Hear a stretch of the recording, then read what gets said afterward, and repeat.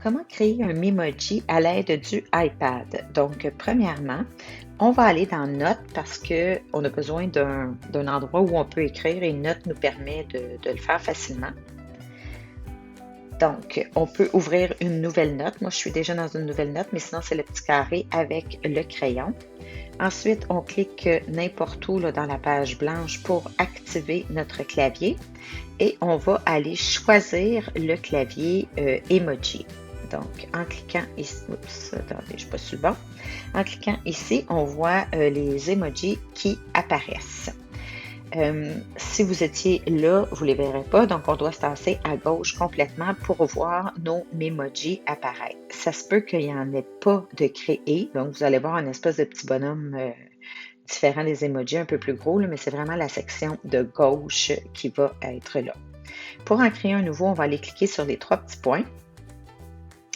Et en haut, complètement à gauche, on va recliquer sur les trois petits points.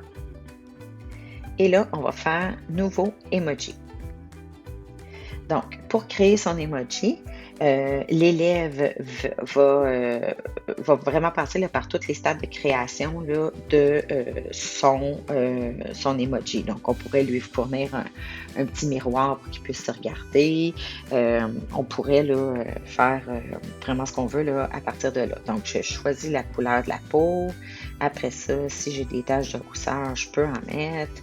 Je peux me mettre un peu de fard sur les joues. C'est très subtil, là, on le voit, hein? C'est pas. Et voilà.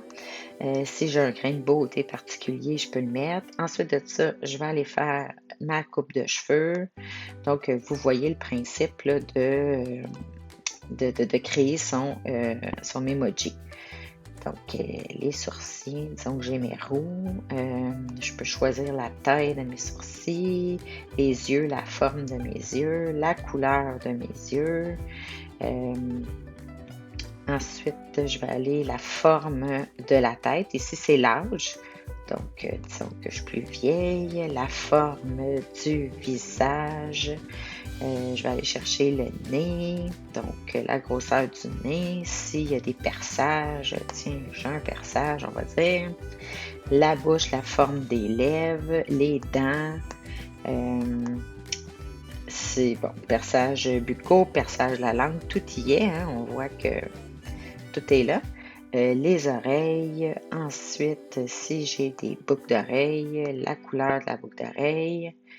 Si c'est la paire ou si j'en ai, je veux les mélanger. Ensuite, la barbe et tout le kit. Si j'ai des lunettes, voilà. Et finalement, un chapeau. Et ils nous ont même mis dans le bas de chapeau l'option masque qui est à la mode cette année. Donc, disons que, tiens, on va faire du vélo. Et voilà. Donc, j'ai créé mon Memoji. Donc, ici, si on voulait par exemple se servir des Memoji pour les émotions, je pourrais demander aux élèves qui ont créé leur Memoji comment tu te sens aujourd'hui. Donc, ils doivent choisir la bonne expression qui est là-dedans. Donc, aujourd'hui, je me sens en fête, sur le party, comme on dit. Donc, voilà, je me sens de bonne humeur et tout est beau.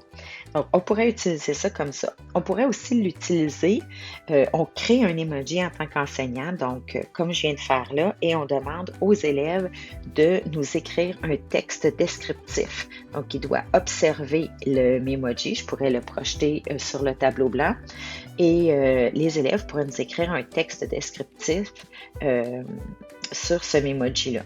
Je pourrais aussi demander d'écrire un texte descriptif et demander aux élèves de créer le Memoji en fonction de ce qui est écrit sur la feuille.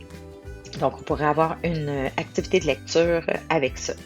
Je pourrais aussi demander aux élèves de créer leur Memoji, d'écrire un texte descriptif.